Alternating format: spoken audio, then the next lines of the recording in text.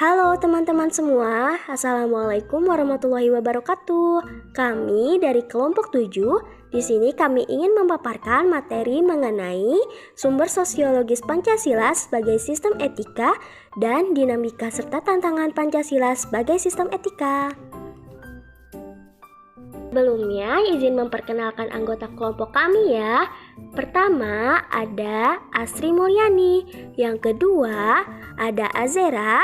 Yang ketiga, ada Muhammad Rizky Darussalam. Dan yang terakhir, ada Wiwin Winingsi. Assalamualaikum warahmatullahi wabarakatuh. Izin memperkenalkan diri, nama saya Azera dengan NIM 2007153. Di sini saya akan membacakan materi tentang sumber sosiologi Pancasila sebagai sistem etika. Sumber sosiologi dilihat dari sumber sosiologi, Pancasila sebagai sistem etika dapat ditemukan dalam kehidupan masyarakat berbagai etnik di Indonesia. Misalnya, orang Minangkabau dalam hal bermusyawarah memakai prinsip bulat air oleh pembuluh, bulat kata oleh mufakat. Masih banyak lagi mutiara kearifan lokal yang bertebaran di bumi Indonesia ini sehingga memerlukan penelitian yang mendalam. Sumber sosiologi tentang berbagai kearifan lokal di Indonesia yang terkait dengan sistem etika berdasarkan sila-sila Pancasila. Kaitannya kearifan lokal dengan nilai Pancasila yaitu sila pertama, Bali terdapat pariangan, artinya harmoni dengan Tuhan. Sila kedua, Jawa Timur terdapat Mali Sirape Reba Sipatongkong, artinya mengingatkan, saling menghargai, dan memajukan.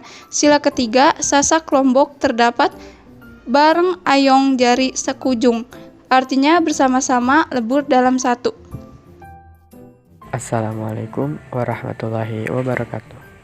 Perkenalkan, nama saya Muhammad Rizky Darussalam dengan NIM 2001316. Dinamika dan tantangan Pancasila sebagai sistem etika.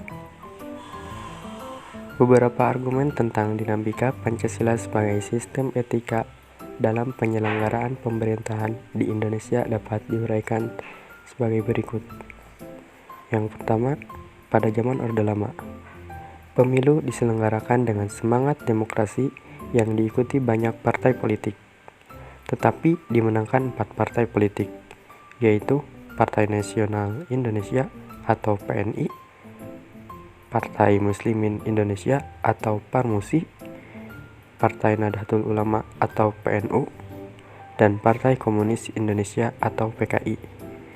Tidak dapat dikatakan bahwa pemerintahan di zaman Orde Lama mengikuti sistem etika Pancasila.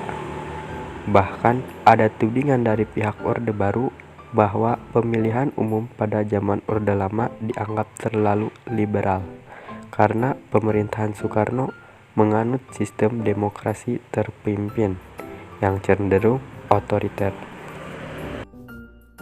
Assalamualaikum warahmatullahi wabarakatuh. Saya Astri Mulyani dengan NIM 2005485. Di sini saya akan membahas dinamika dan tantangan Pancasila sebagai sistem etika. Yang kedua, pada zaman Orde Baru, sistem etika Pancasila diletakkan dalam bentuk perantara P4.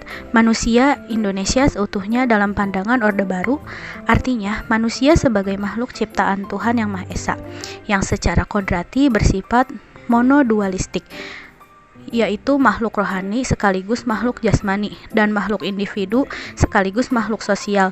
Manusia sebagai makhluk pribadi memiliki emosi yang memiliki pengertian, kasih sayang, harga diri, pengakuan, dan tanggapan emosional dari manusia lain dalam kebersamaan hidup. Manusia sebagai makhluk sosial memiliki tuntutan kebutuhan yang makin maju dan sejahtera. Tuntutan tersebut hanya dapat terpenuhi melalui kerjasama dengan orang lain, baik langsung maupun tidak langsung. Yang terakhir, sistem etika Pancasila pada era reformasi tenggelam dalam euforia demokrasi.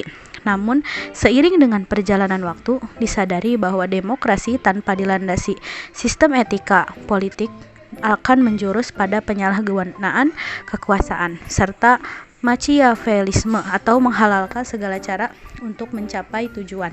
Terima kasih. Assalamualaikum warahmatullahi wabarakatuh. Saya Wiwin Winingsi dengan NIM 2005368. Di sini saya akan membahas mengenai tantangan Pancasila sebagai sistem etika. Hal-hal berikut yang dapat menggambarkan beberapa bentuk tantangan terhadap sistem etika Pancasila. Yang pertama, tantangan terhadap sistem etika Pancasila pada zaman Orde Lama, yaitu berupa sikap otoriter dalam pemerintahan sebagaimana yang tercermin dalam penyelenggaraan negara yang menerapkan sistem demokrasi terpimpin. Yang kedua, tantangan terhadap sistem etika Pancasila pada zaman Orde Baru, yaitu terkait dengan masalah NKK atau nepotisme, kolusi, dan korupsi yang merugikan penyelenggaraan negara. Hal tersebut tidak sesuai dengan keadilan sosial karena nepotisme, kolusi, dan korupsi hanya menguntungkan segelintir orang atau sekelompok tertentu. Dan yang terakhir, ada tantangan terhadap sistem etika Pancasila pada era reformasi berupa euforia kebebasan berpolitik sehingga mengabaikan norma-norma moral. Misalnya, muncul anarkisme yang memaksakan kehendak dengan mengatasnamakan kebebasan berdemokrasi. Oke teman-teman, cukup sekian ya pemaparan dari kelompok kami. Kurang lebihnya mohon maaf. Wassalamualaikum warahmatullahi wabarakatuh.